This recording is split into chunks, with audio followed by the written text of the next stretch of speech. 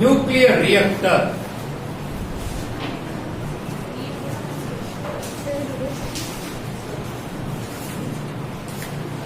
આપણે શું થાય ચેપ્ટર પૂરું થઈ જાય. IMP point. ન્યુક્લિયર રિએક્ટર કેવો પોઈન્ટ છે? આઈએમપી પોઈન્ટ છે. આઈએમપી. તમે યુરેનિયમ 92 થી 235 વત્તા ન્યુટ્રોન નો મારો ચલાવ્યો અને પ્રક્રિયા જોઈ કે યુરેનિયમ 92 થી 236 એમાંથી બેરિયમ અને ક્રિપ્ટોન બન્યું અને વચ્ચે કેટલા ન્યુટ્રોન ઉત્પન્ન થયા? 9. રેડી કે નહીં? પછી બીજી પ્રક્રિયામાં 4 ને 3 7 થાય. આ તો 7 જ થાય તો કહું છું. ત્રીજીમાં 2 કુલ કેટલા થાય? 9 થાય ને?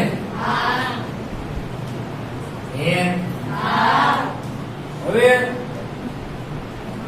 કદાચ ને 4 વાળી પ્રોસેસ ન થાય ને આ બે જ પ્રોસેસ થાય 3 વત્તા 2 વાળે તો એનું સરેરાશ કેટલું નીકળે? સરેરાશ 5 નીકળે. 1.5 એટલે કે 2.1 અઢી થાય કે નહીં? આપણે કીધું સમજણ પડે છે એમ? તમે પેલી અને છેલ્લી પ્રોસેસ થાય શું થાય? પેલી અને છેલ્લી પ્રક્રિયા થાય તો સરેરાશ રીતે કેટલા ન્યુટ્રોન છૂટા પડે? અઢી. 2.5 એટલે કે અઢી ન્યુટ્રોન છૂટા પડે. આવું તો કોઈ કઈ નહીં કહેવાય. પણ એ તો શું છે? પ્રક્રિયા છા કરે છે એટલા માટે છૂટા પડે એની વાત કરી છે. વાત ખાલી કરેલી. સરેરાશ રીતે જે છે વિખંડન પ્રક્રિયાની અંદર અઢી જેટલા ન્યુટ્રોન છૂટા સરેરાશ રીતે વાત છે. કોઈ દી અડધો તો હોય અડધો નો કરાય. કરાય અડધો ન્યુટ્રોન કેમ ગણવું? આપણે જે નો ટુકડા થાય નહીં. આ કઈ ફરી બે માર્કર્સ ટુકડા કરી નાખો. 2 ન્યુટ્રોન છે. ન્યુટ્રોનના ટુકડા કેમ કરવા? એક ન્યુટ્રોનના 2 ફાડા લે. મગ હોય તો 2 ફાડા થાય. અડધો હોય તો 2 ફાડા થવાના થાય. આ તો જસ્ટ વાત છે કે સરેરાશ રીતે અઢી ન્યુટ્રોન છૂટા. પછીના વૈજ્ઞાનિકોએ બહુ વિચાર્યું એટલું બધું વિચાર્યું કે જો આ પ્રક્રિયા આપણે નિયંત્રણ નીચે કરી એવું કોણે વિચાર્યું? ફર્મીએ. કોણે વિચાર્યું? ફર્મી. કે આ જે વિખંડન પ્રક્રિયા છે, કઈ પ્રક્રિયા? વિખંડન પ્રક્રિયા તે આપણે નિયંત્રણ નીચે કરીએ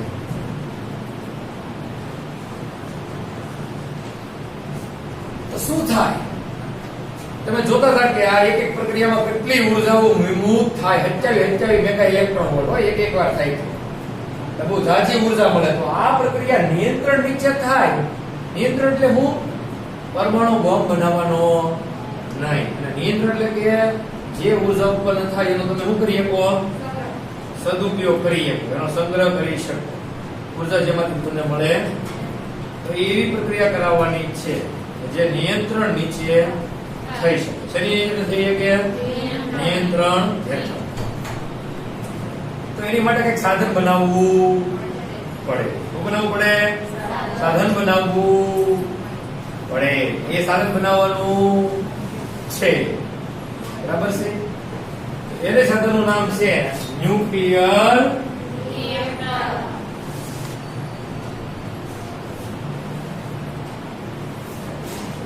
પણ આમાં બહુ જાજી બધી મુશ્કેલીઓ પડે છે. શું પડે છે? મુશ્કેલી હોય છે. પ્રક્રિયા નિયંત્રણ હેઠળ કરવા માટે રિએક્ટર બનાવવું પડે એ વાત પાકી છે. પણ એમાં શું પડે છે?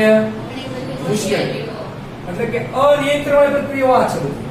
જેમાં કઈ નિયંત્રણ થતું પણ નિયંત્રણ હેઠળ થાય તો શું થાય? નિયંત્રણ એટલે ખબર પડે ને બધું એમ શું થાય? નિયંત્રણ એટલે તમે શું સાદું કરો? અંકુશ કંટ્રોલ રાખીએ. ઓળખીએ કઈ કંટ્રોલ રાખીએ તો આપણને ફાયદો થાય કે નહીં? કેમ કે મેં તમને કીધું કેટલી ઉર્જા વડાના દ્વારા 1 કરોડ ગણી વધારે કોની કરતા? કોલસા કરતા. કીધું છે કેવા તમને યાદ છે ને? કોલસાની ઉર્જા કરતા 1 કરોડ ગણી વધારે મળે તો કેવો ફાયદો થઈ જાય? મોજ આવી જાય કે નહીં? મજા કાંઈ ટેન્શન નહીં. અને એક બીજો ફાયદો એ કે પ્રક્રિયા થાય તમે એકવાર ન્યુટ્રોન આપી જો એટલે આમ જોતું નહીં, 3 નીકળે 2 4 નીકળે નીકળ્યા જ કરે ન્યુટ્રોન. એ ન્યુટ્રોન નો પાછો આપણે મારો ન ચલાવી આપી આમ જાય અહીં એવી સપાટી તમે ગોઠવી ગયો કે ન્યુટ્રોન જ્યારે ભટકે પાછા આવે તો પાછો એને ધડી બોલાવે તો પાછી પ્રક્રિયા થઈ પાછો ન્યુટ્રોન આમ જવાના. એ દિવાલ એવી ગોઠવી ગયો કે જ્યારે પાછા ભટકે પાછા ભટકાય હે તો શું થાય મોસ પડી જાય કે નહીં? તો પછી એક જ વાર ન્યુટ્રોન મારો ચલાવવાનો પછી પ્રક્રિયા ઓટોમેટિક ચાલ્યા કરે. જબરો કહું છું કેમ કે ન્યુટ્રનનો મારો ચલાવો તો જ એનો ભડાકો થાય ને, તો જ એમાંથી શું થાય ઉર્જા વિમુક્ત થાય. તમારે કોઈ પણ ઉર્જા વિમુક્ત કરવું પડે. શું કરવું પડે? બાકી કઈ કાર્ય થોડું કરવું પડે કે એક વાર તો કરવું પડે. તમે જો ગેસ નો સ્લો જરૂર કરો એમાં કે બાકી ઉર્જા આપવી પડે ને, લાઈટર ટકુક ટકુક કરવું પડે. લાઈટર ન હોય તો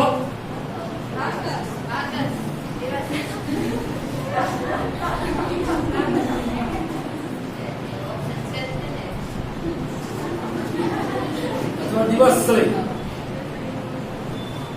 થોડી બહારથી ઉર્જા આપવી પડે થોડી. કેમ પેલા એમ કહું છું એમ હું ખાલી કહું છું લાઈટર હોય કે બાક કેમ પોગું લાઈટર હોય તો શરૂ ન થાય એમ એમ કહેવાનું હતું એટલે કે બાકી વાપરવાનું બાકી મગજ તો તમારી પાસે જ છે હો. મને ભૂલવાડી દે એવું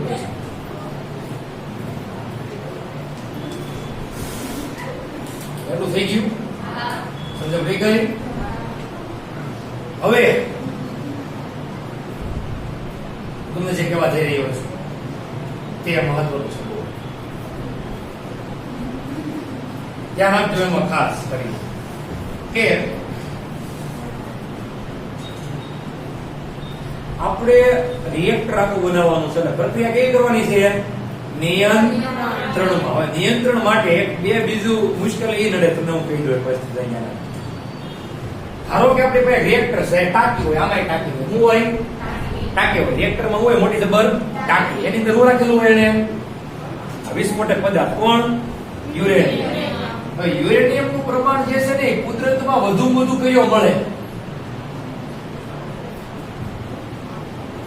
કયો સમસ્થાનિક જે છે વધુ મળે? 92 થી 238. કયો મળે?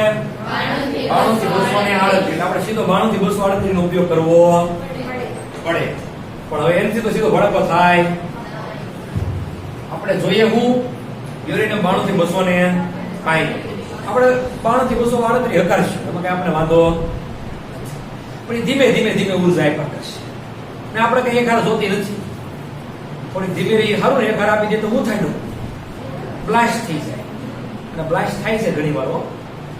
એકવાર 1982 માં બ્લાસ્ટ થયો. અહીંયા આપણે નહીં, યુક્રેનમાં થયો. ક્યાં થયો? મોટી આપત્તિ સર્જે ને 1982 માં શું થયું? પ્રક્રિયા જેસી આઉટ ઓફ કંટ્રોલ થઈ ગઈ હતી. એટલે કંટ્રોલમાં રહી નોત પંખા બંધ કરી દીધો. એટલે અહીંયા શું થઈ ગયું? બ્લાસ્ટ.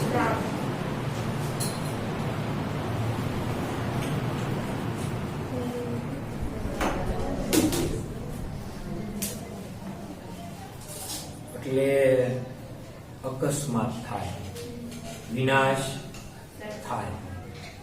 બરાબર છે? હવે આપણે જે કહેવાનું છે એ સમજ્યું ખાસ.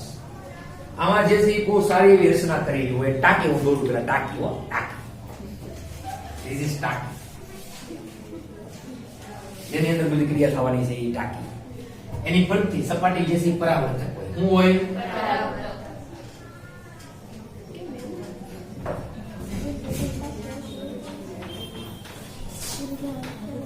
અહીંયા જે સપાટી હોય બધી કેવી હોય? આખી પરાવર્તક. આ ઉપરની સપાટી જે છે ને આપણી અહીંથી આખી સપાટી કેવી? પરાવર્તક સપાટી. આ ટાંકીની અંદર બહુ સારી વસ્તુ હોય. તમને કહીશું શું હોય અંદર ભરવાનું હોય? યુરેનિયમ તો હોય જ તે, પણ આની અંદર મોડરેટર હોય. શું હોય? મોડરેટર. તમે કદાચ આકૃતિ જુઓ તો હશે તમારે મોડરેટર લખેલું દેખાય છે તમને કોઈને? આ પરાવર્તક સપાટી કેમ રાખેલી? ઈ હમણાં કહું તમને. એટલે ગર્ભ ભાગ જે કીધો તો નહીં, ખાલી એને મોડરેટર લખ્યું નથી, પણ એ આવશે તમારે આ પરાવર્તક એ ઓલા એમાં તમને કહીશ બોલવા રાખી બરાબર છે.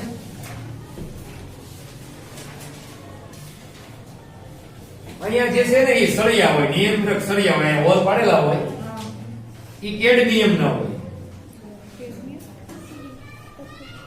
કેડમિયમ ના નિયંત્રક સીડી રેડી.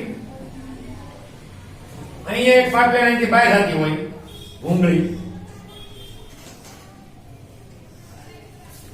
એ થતી હોય ક્યાં ઠંડુ કુલર ને કુલર બહાર હોય એમાં જો તમને દેખાય છે. એમાં એક જગ્યાએ વરાળ બહાર નીકળે, એક જગ્યાએ વરાળ અંદર થાય, અને પાછળ જોડેલી હોય ત્યાં ઠંડુ પાણી એમાં પાછું યુઝ થાય. એટલે પાછું કેવું થાય એ ગરમ થઈને બહાર આવે પાછું.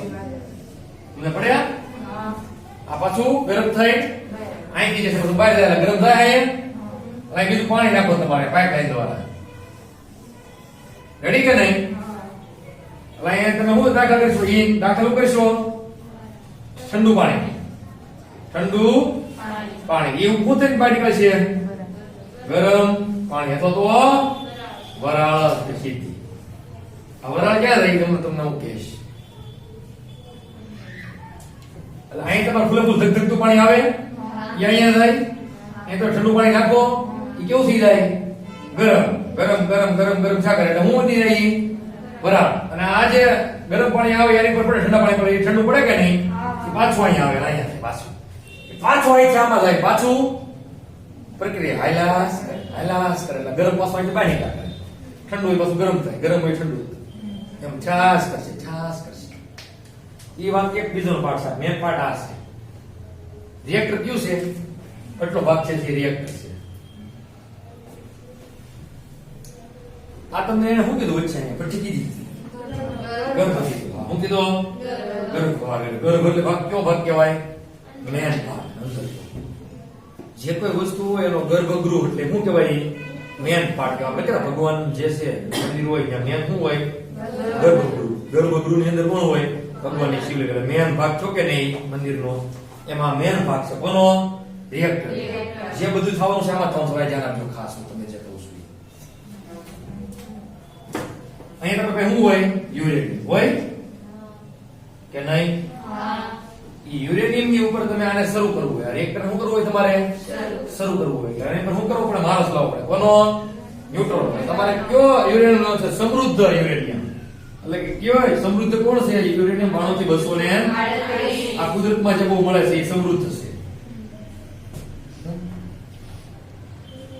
એની પ્રક્રિયા તમને આપેલી છે. બે પ્રક્રિયા ખાલી થાય, એક એનપી બને ને એક પ્લુટોનિયમ બને. સ્થૂળ પ્રક્રિયામાં એમ તમારે પ્લુટોનિયમ વાપરવો પડે. શું વાપરવો પડે? આ સીધો ઉપયોગ લઈ શકાય નહીં, પ્લુટોનિયમ તો વાપરી શકાય છે. એ કેશું આપશે પ્લુટોનિયમ આવે પીયુ નેપ્ચ્યુનિયમ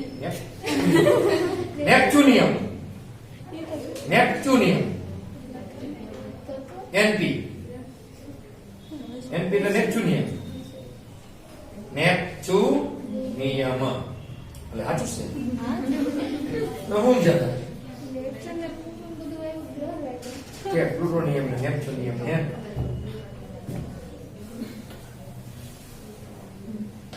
હવે જરા તમે ગર્ભ ભાગ જે છે કે નહીં એમાં યુરેનિયમ છે, એની પર તમે શું કરશો? ન્યુટ્રોન નો મારો ચલાવશો એટલે કેટલા ન્યુટ્રોન ઉત્પન્ન થાય? ઝાઝા ઉત્પન્ન થાય કે નહીં? કેટલા ઉત્પન્ન થાય ન્યુટ્રોન? ઝાઝા થાય કે નહીં? એક ઉત્પન્ન થાય અને એક નો મારો ચલાવ કેટલા ઉત્પન્ન થતા છે?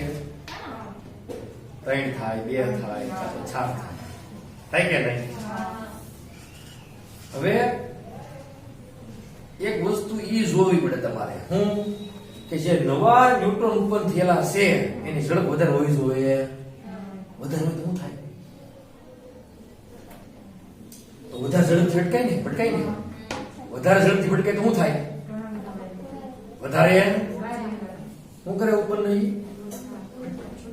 ઉર્જા ઉત્પન્ન કરે કે નહીં? સમજ પડે? વધારે ઉર્જા ઉત્પન્ન કરે તો ફાટી જાય.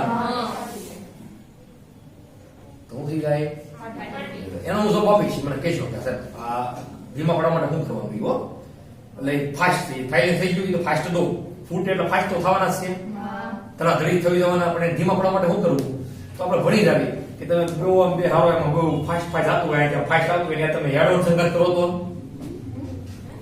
સન્મુખ સંઘાત કરી નાખો તો ઢીલો ઢીલો પડી જાય ને, એમ ફરમી એવું જ કીધું કે ઢીલો પડો હોય તો ઢીલો પડે, કાં તો ઈ બેહીને સામાન હેઠો, કાં તો એની ઉર્જા આવું થઈ જાય નાઈ થઈ જાય. યાદ કરો તમને પડે કે નહીં?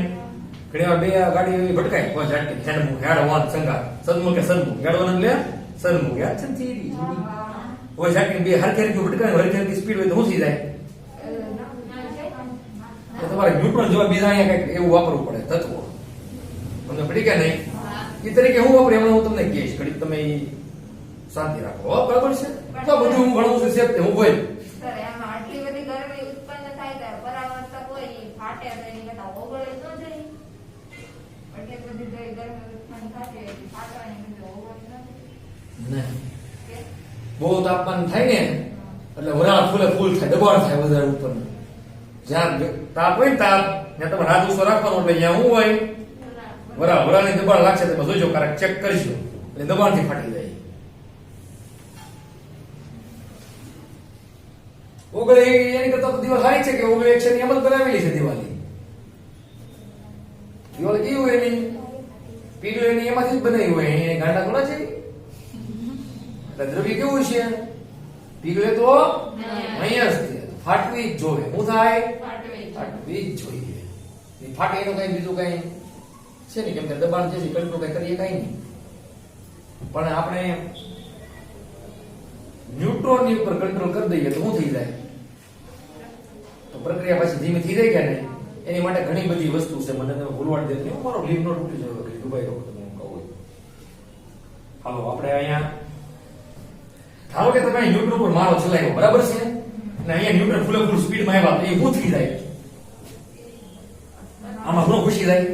અથવા દિવાલને ઓળંગી બહાર નો નીકળે, ન્યુટ્રોન છે એ તો શું છે? ખાલી ન્યુટ્રોન છે. એ શું થઈ જાય? કાં તો દીવો હોય કાં તો દિવાલ લે ઓળંગી બહાર ગયા થાય, એનો કઈ નો કહીએ કઈ ને. તમને પડે છે? કેમ કે ન્યુટ્રોન કેવા હોય ફૂલ ઝડપી હોય તો શું થાય? તો કોઈ ધાતુ નહીં કરે સીધા સીધા આ બનાવવાની. એટલે કહું છું પરાવર્તક બનાવી અમે હું સમજાવું છું તમને. હા એ સમજાવું છું કે પરાવર્તક સપાટી હુલા લેવાની છે ને એ તમને સમજાવું છું. તમે છે ને લેખ માર્યા વિખાઈ ગઈ.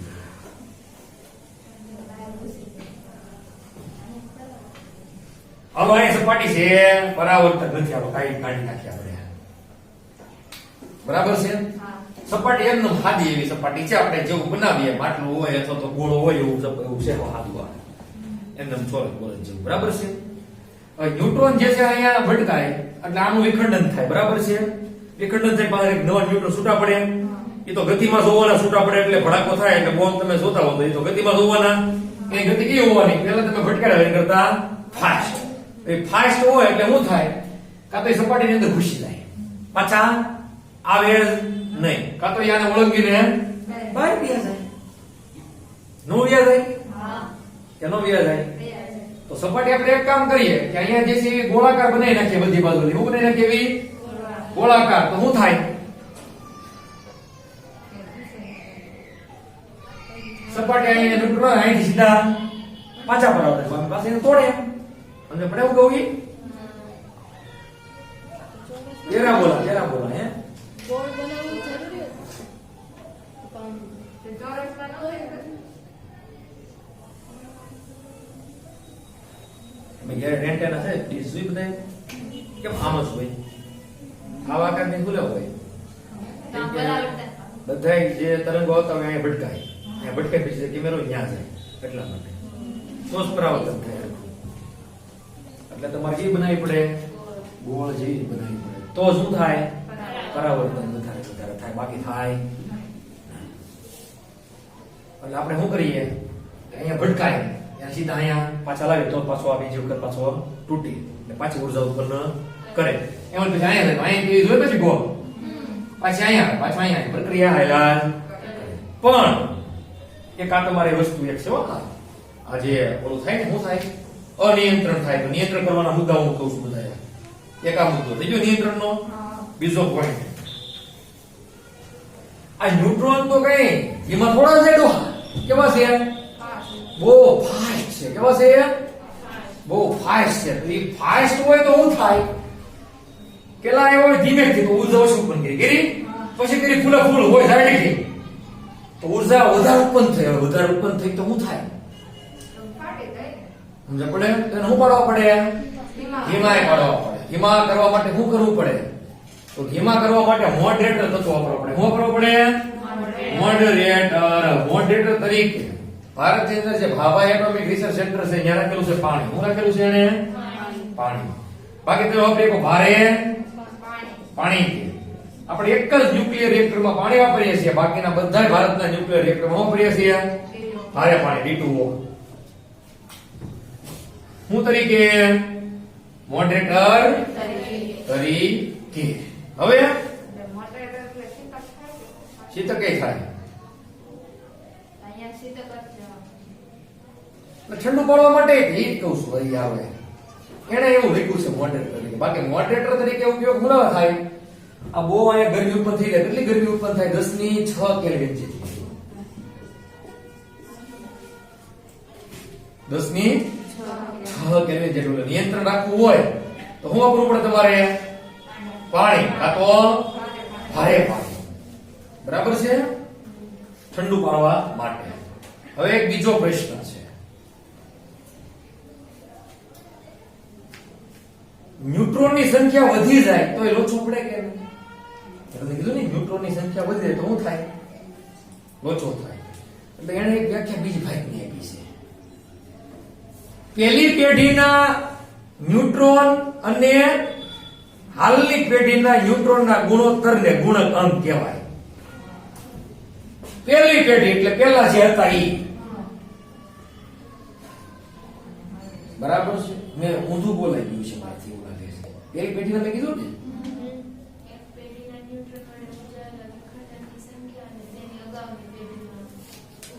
એમ એ જણાવજો. એટલે પહેલી પેઢી આ પેઢી એમ નથી કરવાનું. આપણે શું કરો છે જણાવજો. અત્યારની જે પેઢી છે ઈ, એમાં જે ન્યુટ્રોન ઉત્પન્ન થાય ઈ, અને પહેલી પેઢી થી આપણે ઊંધું બોલ્યા. પહેલી પછી ગુણોત્તર કર્યો ને એમ નહીં. કેવો ગુણોત્તર આપણે કરવાનો છે? હાલની પેઢીના વિખંડિત ન્યુટ્રોન જે ઉત્પન્ન થાય ઈ. સમજ પડી ગઈ? એટલે હાલની પેઢી કઈ? હાલની. અને અગાઉની, અગાઉ જે હતા શરૂઆતમાં ઈ, એટલે અગાઉની એનો ગુણોત્તર એને કહેવાય ગુણક અંક કે. એનું કહીશું આપણે કે. આની ઉપર બધું આધાર કઈ ધ્યાન આપજો. આ સળિયા છે ને, સળિયા કેડમિયમ ના. હવે અહીંયા આને કનેક્શન છે. Connection each other. કોનું? આ સળિયાનું ને કેમ. હો એ સમજાવું છું. ધ્યાન આપજો. હવે ધારો કે હાલની પેઢી અને અગાઉની પેઢીના ઇલેક્ટ્રોન જે હરખા હોય એને તો જો શું આવે? એક. આને કહેવાય રિએક્ટર ક્રિટિકલ કન્ડિશનમાં છે. એટલે શાંત છે, મસ્તીનું હાઈલાસ કરે છે. એકદમ હાઈલાસ કરે. એક આવે એટલે શું થાય? પેલા ન્યુટ્રોન હતા, આટલા ન્યુટ્રોન છે કે નહીં? તો કઈ વાંધો આવે? પ્રક્રિયા ઝડપી થાય. એકદમ સીધે સીધું શાંતિથી શું થાય? બધું હાઈલાસ. પણ જો હાલની પેઢીના ન્યુટ્રોન અગાઉની પેઢીના ન્યુટ્રોન કરતા વધે તો શું કહેવાય? પેલી કરતા વધે તો ક્યારે મતલબ શું આવે?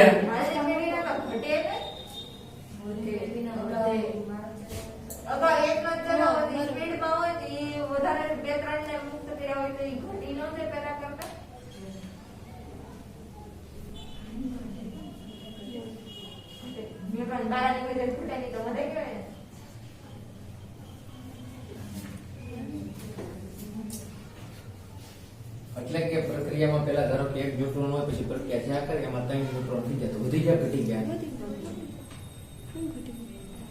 ઘટી ગયા. વધ્યા ને? એ 3 હોય એને હજી પ્રક્રિયા થાય તો કેટલા થાય? જો પેલી એક વખત પ્રક્રિયા થાય 9 ઉત્પન્ન થાય ન્યુટ્રોન. યાદ કરો, એકવાર યુરેનિયમ નું વિખંડન થાય એટલે 3 2 ને 4 એટલે કેટલા ઉત્પન્ન થાય?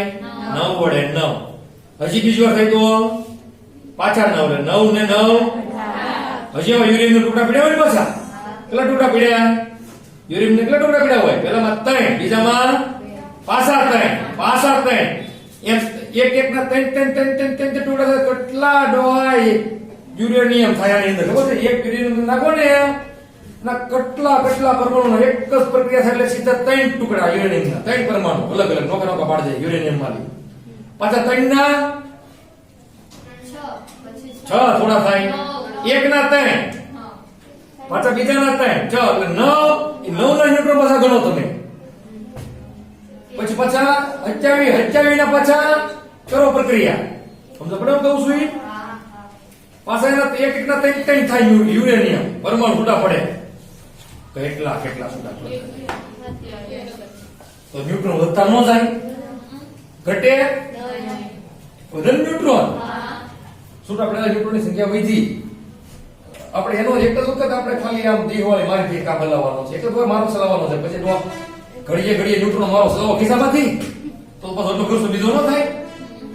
એટલે એક જ વખત શરૂ થઈ જાય પ્રોસેસ, પછી બંધ થાય તો હવે નહીં. આપણે એવું કરેક્ટ કરવાનું છે. હવે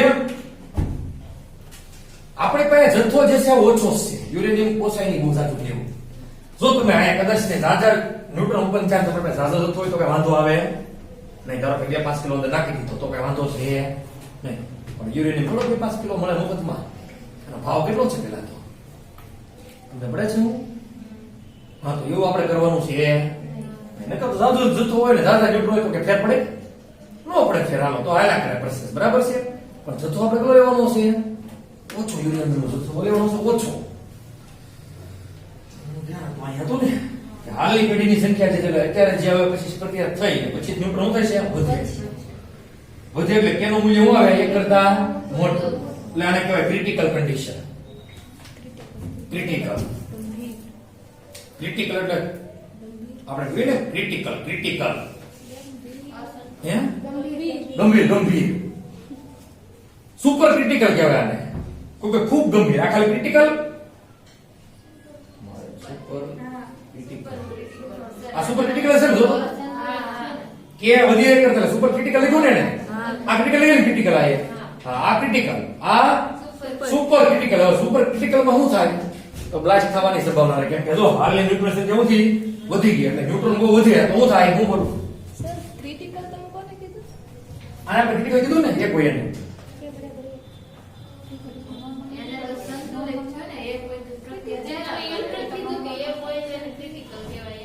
એમ કીધું એને? કીધું છે તો કહું છું. આને ક્રિટિકલ અને સુપર ક્રિટિકલ. ક્રિટિકલ શું કામ એને? ક્રિટિકલ પણ શું કામ? એક છે જો એટલે સંતુલિત.